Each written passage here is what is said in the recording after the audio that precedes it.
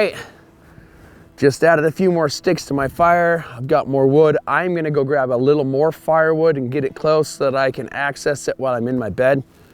All that I have is my VersaCloth here, my 2 Shimog's bandana gloves, and my jacket. I'm okay right now, but I'm gonna add I'll put all of this on later.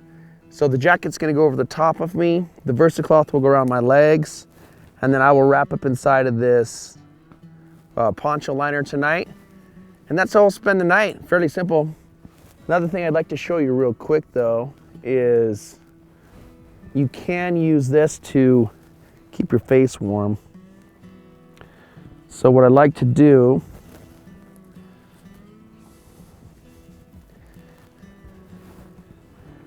is just offset it a little bit,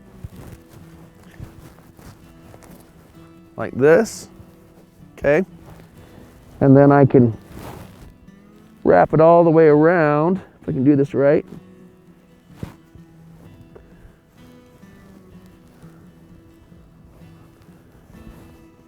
Get that top part. Wrap it around my face like this. That's ugly, let's do this right. So what I like to do is grab that angle, like that, wrap it all the way around, cross your face, and then tuck it. This will keep my face warm tonight. And then the second one, I just stick it around my neck.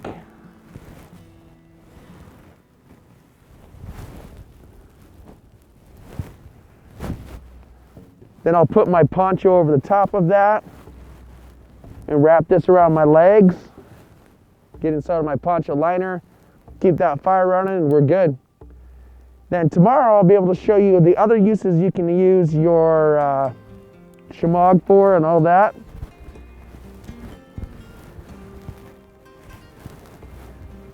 But it's all about layering. It's about having about 4 to 6 inches of material that you can breathe through. If you can't breathe through it, you can't sweat through it. If you can't sweat through it, you can't work in it. So it's important to have stuff that you can sweat in. You don't want to sweat in it, but that you can sweat in, and to have an external layer that will keep the wind from blowing through. So if I take this, what I've got now is a t-shirt, a long sleeve shirt, a wool sweater, a wool vest, a wool outer layer, and then my final jacket on the top of me. Sleep in that, I should be fine. Like I said earlier, if it's not raining, I don't really even need this up here. And tonight, as you can tell, the smoke has hit me pretty good. So let's address that really quick. When I lay down, it's not so bad, because as I'm laying down here, the smoke kind of goes up and it's changing this direction. It's kind of coming back and forth in these 2 directions. It's blowing in a little bit and then it's blowing out.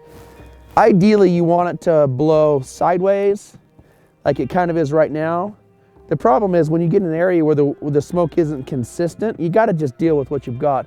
That's why I'll wrap my face up in those bandanas. That'll kind of stop the smoke. It also creates heat for my head. And then lastly, if you've got boots on that you've been wearing during the day, loosen them up really a whole bunch. Loosen them up as much as you can. That loosening action is going to give you the ability to have insulation. If your boots are tight, they've crushed. If you have wool socks on, they're crushed and all the insulation value is gone.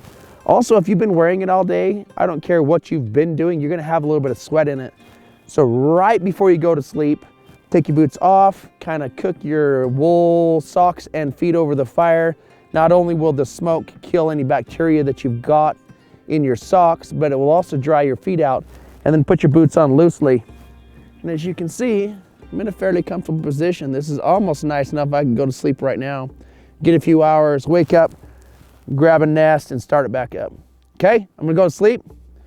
The sun's about ready to go to sleep, so I'll see you guys in the morning.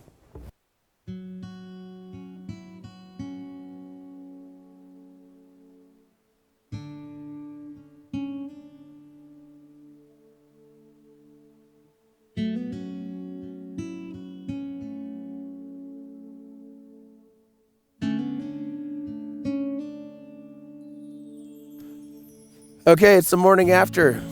It was very cold last night. I think it was in the 30s if I remember correctly. Basically, I spent the night on top of the ground. As you can see, this is kind of important to see, it all packed out. It's only like the depth of a mat now. I ended up taking my shoes off to try to keep my feet warm because my shoes were a little bit tight, and I should have made a pillow. It was really hard for my head to keep from snoring and waking myself up. So I actually laid my head down on my boot, and it worked really, really good. And then when you take your shoes off, I know it sounds counterintuitive, but if it's not bitter super cold and you take your shoes off, that loosens up the constrictions you have on your feet, and it helps them to stay warmer, especially if you have basic socks. It also gives you the ability to warm your socks off. Now, to kind of show you how I did all this, I had the VersaCloth wrapped around my legs. I had the Schmog, take this off, that was wrapped around my neck. Schmog was wrapped around my neck. This hat I had in the pocket of this jacket, because last time I went out and did this, I had this hat and I had forgotten that it was there, but use what you have. I used the gloves the majority of the night. I didn't need them. I just basically had them so that when I'm grabbing things in the dark, I can put on stuff. And as you can see, I wiped out two or three piles of wood about the size of 2 or 3 trees. So I burned a ton of wood last night. It got pretty bitter cold, but I'm alive, I'm fine, everything's going on good. So now the question is, you made it through night number 1 with a hasty shelter, a decent mat. You got some sleep. I feel okay. I slept a little bit. Remember, I got up at 3:30 and redid a bunch of my wood, and then the sun came up, and I got a little bit of sleep after the sun come up, and now I'm getting up and getting going. I'm not going to sleep all day during the daylight, because if you were in a search and rescue situation, a little bit of sleep in the beginning of the day when the sun is up and going to bed a little bit early, knowing that you're going to struggle that night, is okay. But sleeping in the center of the day when people are looking for you is dangerous, because they can, walk past you. There's no fire going. You don't hear them. You don't see them, and that becomes bad. So night number 1 is done. The hasty shelter is done. Now what do we need to do? Well, I drank all my water. Almost. I have just a little bit of water left. So the next obvious thing is going to have to be get water, boil water. And then after that, it's improve your shelter, because you don't know how long you're going to be here, and get food. Now, food is the last thing you need to deal with, because you can go depending on the science that I've looked up, anywhere between 30 and 40 days without food. Now, you don't want to, but you can go a lot longer without food than you can without shelter. It would have killed me last night had I not had good shelter. I would have froze to death. And I'm okay on water, and I probably got about 2 more days that I can go without water.